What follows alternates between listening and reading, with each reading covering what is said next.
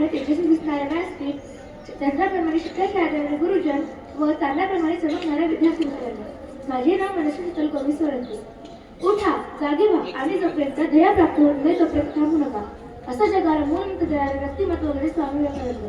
आज प्रत्येक भारतीय त्यांना त्यांच्या व्यक्तिमत्व व आध्यात्मिक विचारामुळे ओळखतो.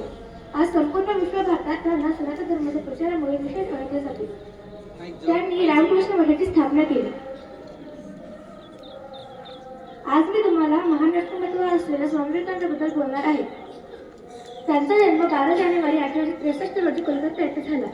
त्यांचे वडील विश्वनाथ दत्त हे कोलकात्यातील नामांकित प्रसिद्ध वकील होते. त्यांची आई भुवनेश्वरी देवी बुद्धिमान आणि सात्विक स्त्री होती. त्यांची आई त्यांना खूप कथा सांगत असे.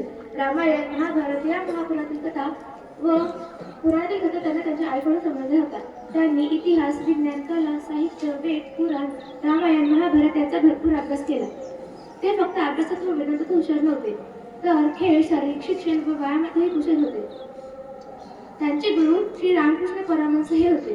1885 मध्ये रामकृष्ण परमहंस आजारी असताना त्यांनी त्यांची खूप भरपूर सेवा केली, पण दुर्दैवाने त्यांचा मृत्यू झाला.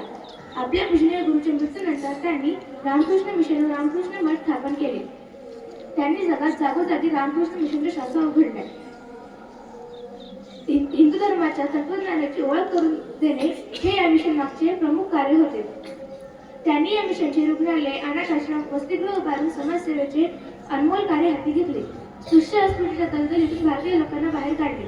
प्रेमाचा अखंड स्रोत दुःखिताच्या दुःखावर फुंकारी करण्यासाठी त्यांनी प्रवास चालू केला. त्यांनी अरबी जणांना अध्यात्माचा आदेशाने अनुकूलित केले. निराधाराचा आधार बनण्याची प्रेरणा त्यांनी दिली. 1 मे 1897 मध्ये रामकृष्ण मिशनची संस्था स्थापन करण्यात आली.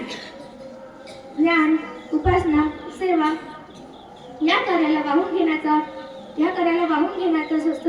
संकल्प सर्वांनी केला. मानव जातीचा कल्याण हे या मिशन मागचे प्रमुख कार्य होते. यानंतरही स्वामीजींचे अविश्रांत परिश्रम चालूच होते. आयुष्यात फक्त धर्म व समाजसेवा स्वीकारून विष्णुबंधुत्वाचे नाते निर्माण करणारे स्वामी विवेकानंद